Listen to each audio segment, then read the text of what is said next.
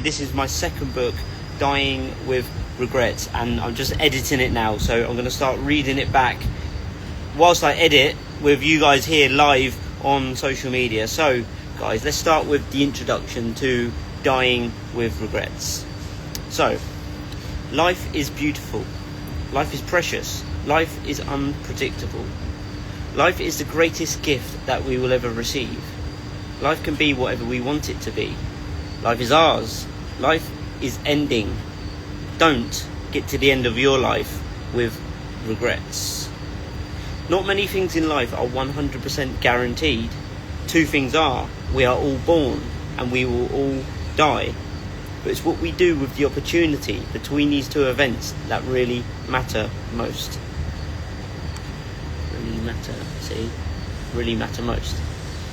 Euromillions.com say the odds of picking 5 numbers and the 2 lucky stars to win the jackpot is approximately 1 in 139,838,160 chance. Wow. On average, we are currently living to the age of 80 years old, which converts to 42,048,000 minutes. That is, I can't even realise that. I can't even explain how many that is. 2 trillion? Yeah, I think it's...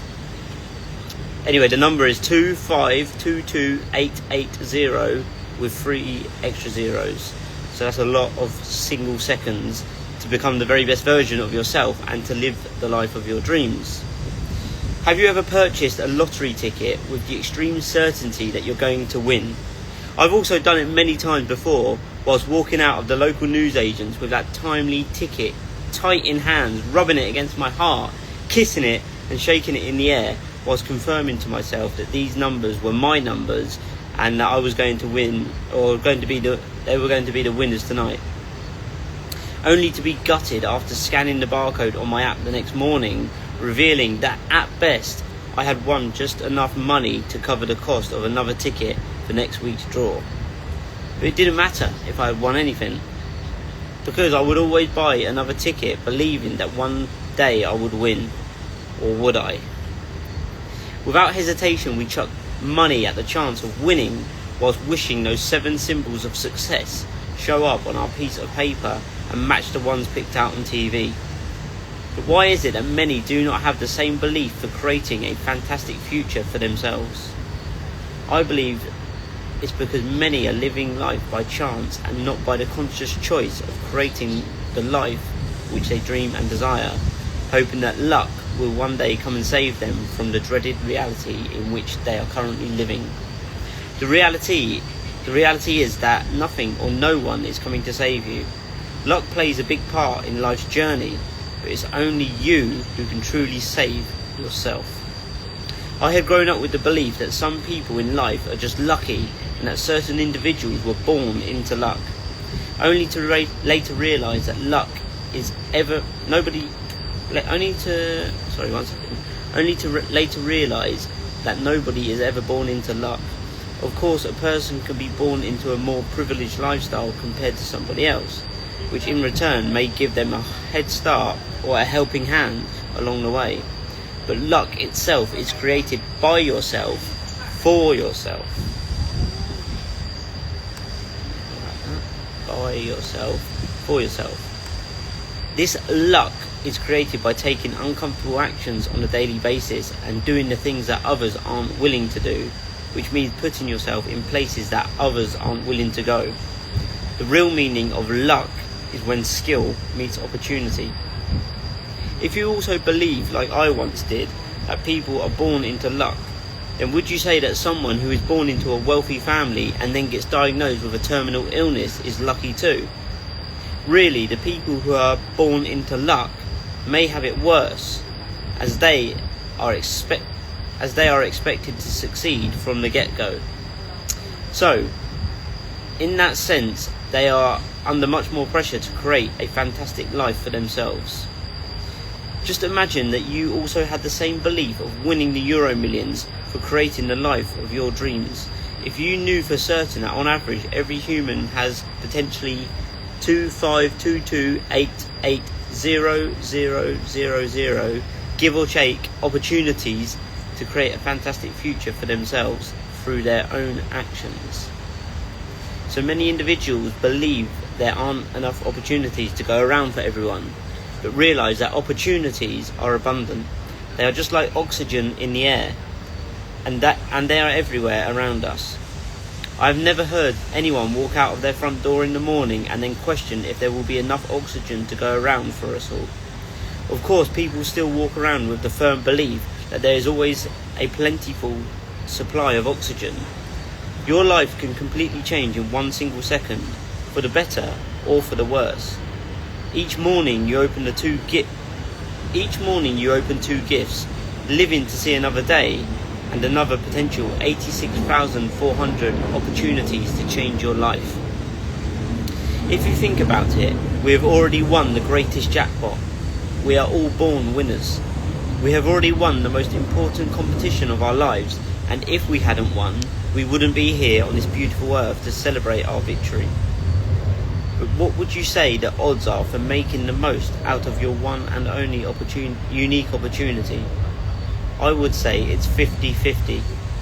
You can choose to live a life of chance, or you can choose to commit fully and live this never to be seen again extraordinary experience through your own eyes and live life to its fullest. I'm going to change something there. So my friends, thank you for joining me. I'm just saying I'm editing my second book now, and I'm doing it live. So I'm going to come live and do the edit so you can listen in and get a glimpse of what the book's going to be like. So I would say it's 50-50. You can choose to either let's try that again then. But what would you say the odds are for making the most out of your one and only unique opportunity?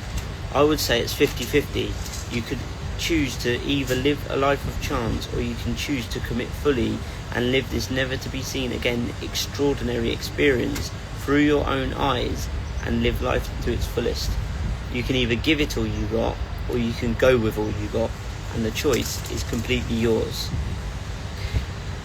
We all know how high the odds are for winning the jackpot printed on our lottery tickets.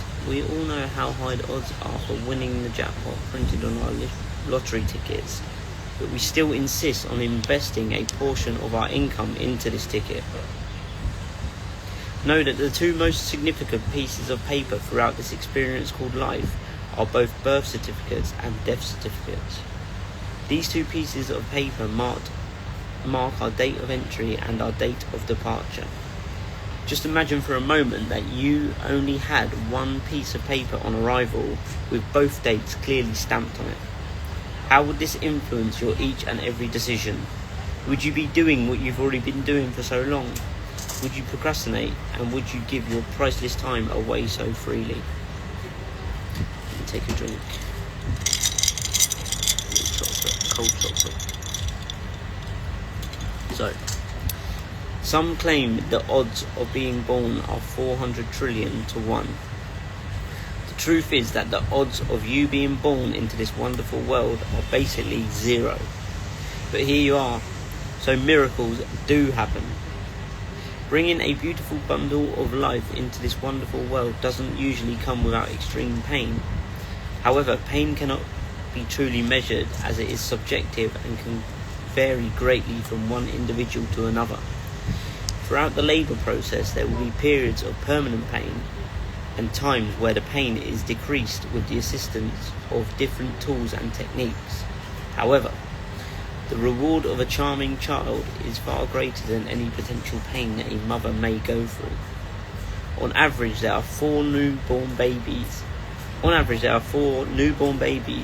who are given the gift of life every single second from all over the world, and the lives of these 4 beautiful souls will turn out to be so dissimilarly similar. One could be a boy and one could be a girl. One could be tall and one could be small. One could live in a castle fit for a king or a queen, and one could be living on the cold, hard streets until they reach the inevitable. Something that will, without fail, I need to change that.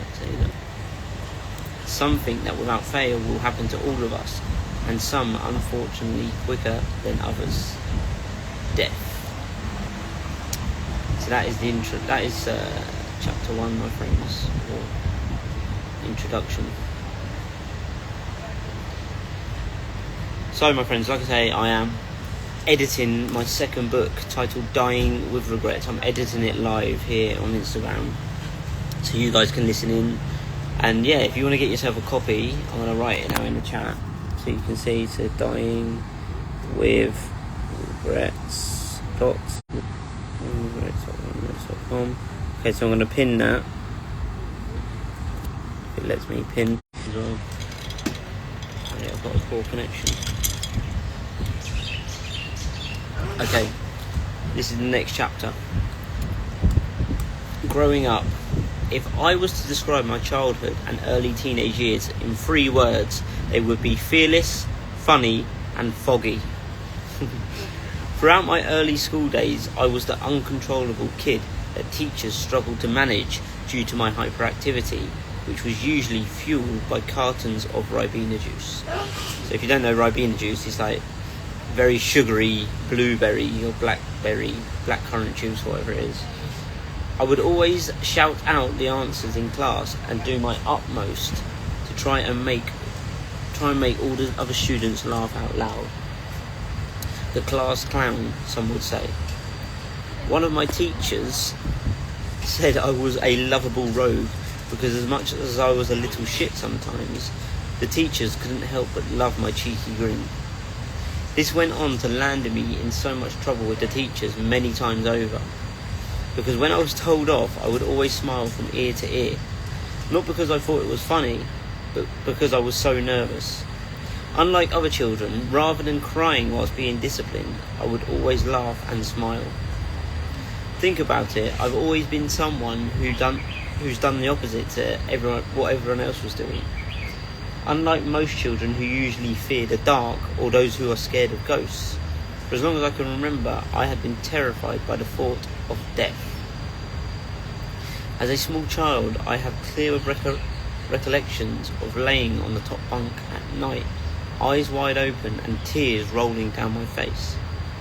Every time I closed my eyes in the hope to get some sleep, I heard a silent voice whispering, "This is what death looks like."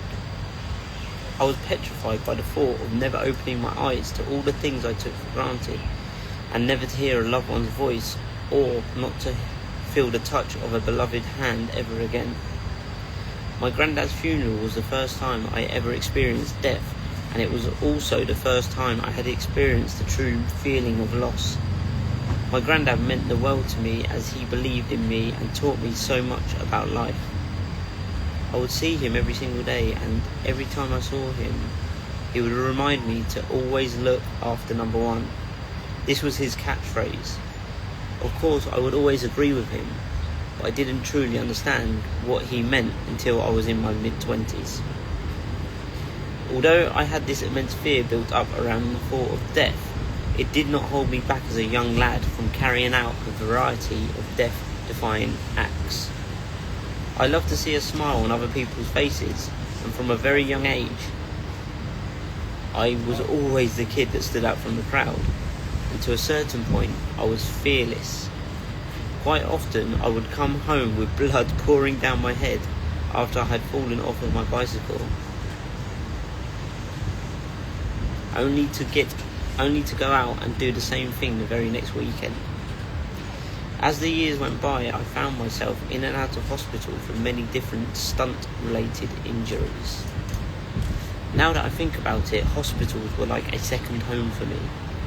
I first encountered hospital as a 4-year-old child with viral meningitis, and I can still remember that whole experience in detail like it was yesterday. Growing up saw me walking out in front of vehicles, multiple broken bones, and many concussions from other stunt-related antics. Not forgetting being knocked off my motorbike by a horse, and to top it all off, I almost filmed my death while snorkeling in Thailand. Just from reading this, anyone would say growing up I was an adversity magnet, and I would have to agree. Friends and family members used to say that I was like a cat with 9 lives, but from memory I have had way more than 9 close calls. However, this is the last time that I will ever need, as this is the one which I'm going to really make count. We as humans are all born with two lives, but the second one begins only when we realise that we just have one. Life is the largest of all lessons, and we as its students must be lifelong learners. Our teacher goes by the name of adversity, and I believe hidden at the very core of adversity are the greatest of all gifts and lessons of life. Something that is guaranteed in life is coming face to face with adversity, and the biggest of all adversities is death. Many people disagree and have said that death isn't something that is guaranteed in our lifetime, as we never actually experience it. But I'm here to say otherwise. A selective few of us have been blessed with the experience of death, and I have personally seen exactly what it looks like. So my friends, joining me now, I'm just editing my second book called Dying with Regret. So I'm sat here outside in Thailand, in Chiang Mai, by a beautiful river, and I'm editing my book live. So if anyone wants to get a copy, you can head to Dying with Regrets and get your name on the wait list, or if you just want to listen in, feel free to listen in. If you've got any suggestions, send me a message. But yeah, I'm just going by chapter, going through and editing it as I go along. So next chapter now is called The Year I Became an Adult. As a confused 18-year-old, my life was going pretty good, but there was a deep dark void which was yet to be filled. My weekends were made up of working, socialising and drinking with friends in different pubs and clubs, but I would always feel like a bit of an outsider. My friends, who all looked to be having an amazing time, were quite often high on drugs, and that was never something that tempted me personally. As much as I had some tremendous times drinking, I knew deep down that this was not the life for me, and it was not what would bring me true happiness. However, the main question I constantly asked myself was, what would create true happiness in a life with no sense of purpose or direction? I was still yet to find that out. Late October 2011, my life would be put to its ultimate test, and just before the terrible tribulation which was to follow, I had enjoyed a fun-filled evening with a few friends.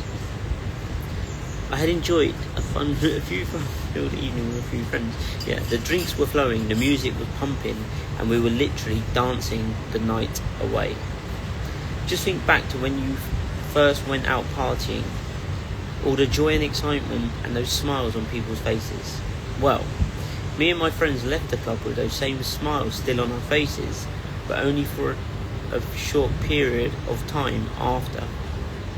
As we entered the taxi in the car park to make our way back to the safety of our parents' home, a group of men who we previously witnessed arguing in the club decided that they wanted to remove us from our taxi. There was a disagreement between both parties which ended up in us finding an alternative taxi home. We left the car park and we turned left and then left again onto a dark unlit road. Our vehicle was soon filled up with the blinding bright white lights of the car behind, and a loud angry man's voice began shouting through the walkie-talkie of our driver's radio, demanding that we pull over.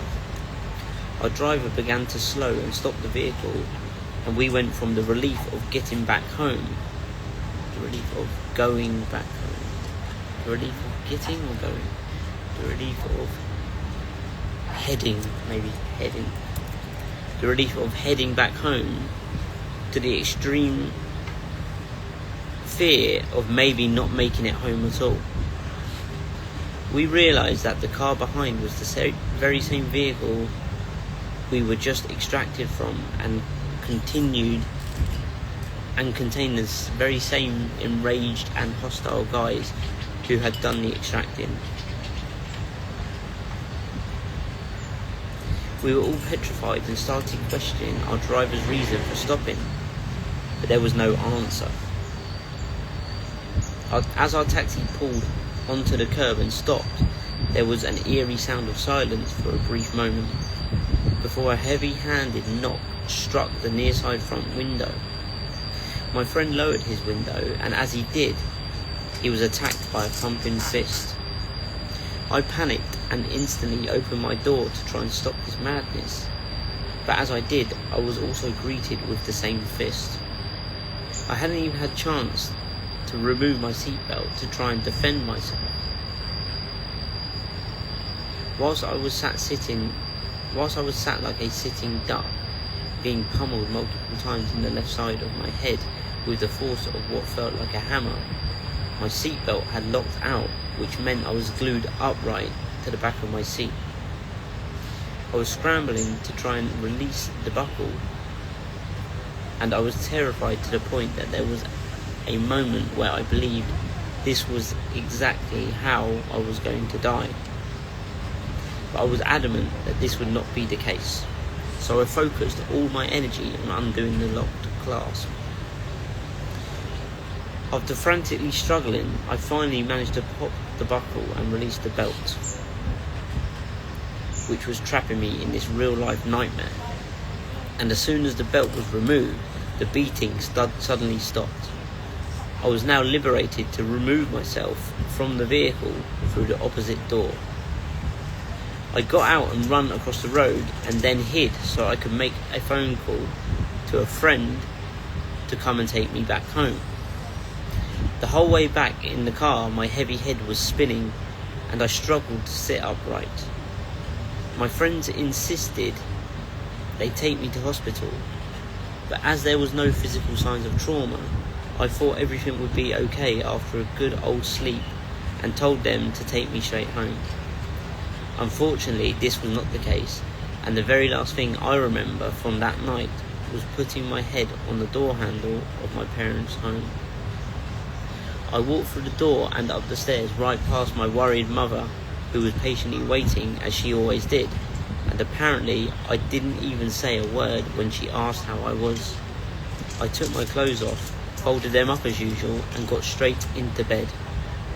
My mum knew something wasn't quite right, as I was a little later than I would normally get home.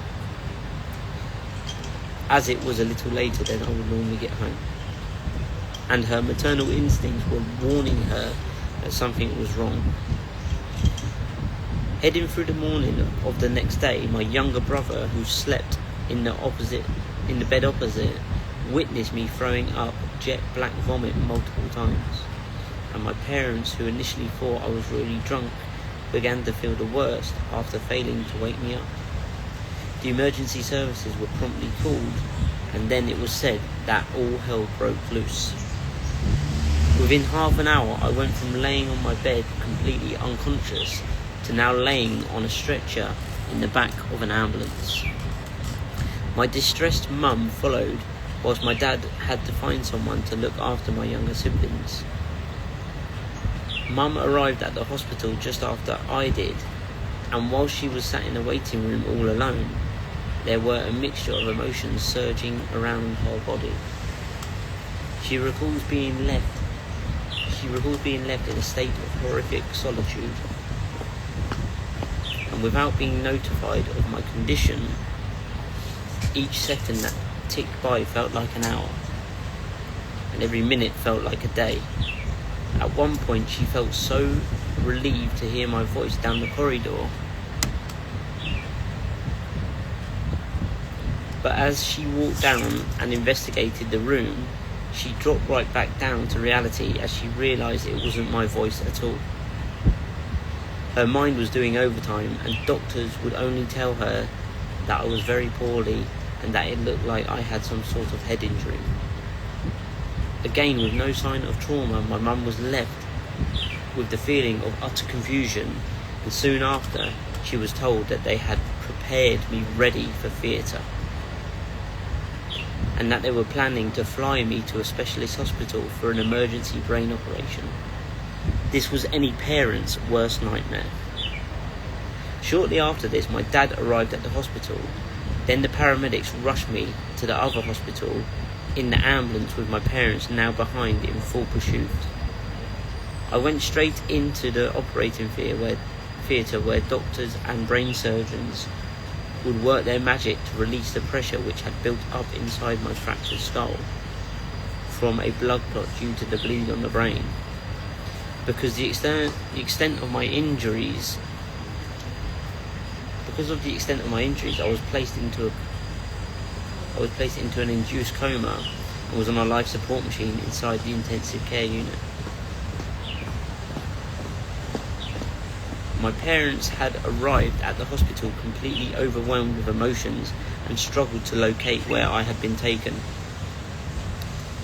Once they finally discovered where I was, they had to then wait another 6 hours before they could finally see me. They were informed by specialists that although the operation went well and the blood clot had been removed, the brain damage would be so severe as my brain had been pushed over to one side and was squashed by the build-up of blood. They said my chance of survival was highly unlikely and that the next 24 to 48 hours were extremely critical, and they were pretty sure I wouldn't even make it through the night. Right, I'm just going to read a comment here. I was dying with regrets, then I opened an Instagram account named Money Specialist. Talks about DNAs, how we can enhance it with money. Sounds good, my friend. Thank you for sharing it with me. Doctors said that there wasn't a lot of hope at all, and that my parents should tell everyone to prepare for the worst. That evening, my immediate loved ones all gathered and took it in turns to come and see me, knowing that this could be the very last time they ever set eyes on me again. They were told that if I was to miraculously make it through this, I would most likely be in a vegetative state for the rest of my life and would need constant round the clock care and attention. With no real signs of improvement over the next couple of days, doctors insist that my friends and family come to the hospital, where they would reduce the sedation which was keeping me in the coma, in return allowing my organs to hopefully function on their own accord. However, the day they tried to bring me around did not go very well for me, as my lungs weren't functioning and I was not responding at all. Doctors had to increase the sedation again to keep me in the coma because of the pressure in my head that was building. The same day, specialists told my family that they believed I was completely brain dead, as there was no brain activity within any region of the brain, and that in that moment they also suggest for my life support machine to be switched off because of this. Hey Mike, my friend, I'm just reading or editing my second book, so I'm doing it live so some people can get a sneak preview. So, my loved ones were all in hysterics, and my dad then decided to do something incredible which ultimately saved my life. Extremely emotional, he sternly told the specialist that the machine was not getting turned off. The exact words that came out of his mouth were, "I own this fucking machine. You don't know my son like I do. He's a stubborn little fucker, and he's a fighter. He will come round in his own time. He does everything in his own time, so give him the time." And because of my dad being so determined, the surgeon confirmed that they would give me a few more days to make improvements, even though my Glasgow Coma Scale head injury severity rating was at a 4, which means critical. Towards the end of the week, there were minimal signs of life, and doctors again reiterated to my parents that if I was to ever wake up, they were almost certain that I would never walk or talk again, and that I would be in a vegetative state for the rest of my life. In simple terms, they said life would not be worth living. They said my life would not be worth living due to the quality of life I would then have. And because of this, doctors suggest my parents made a substituted judgment whether to pull the plug or not. My loved ones all kept up that hope, because in life we all need hope to cope.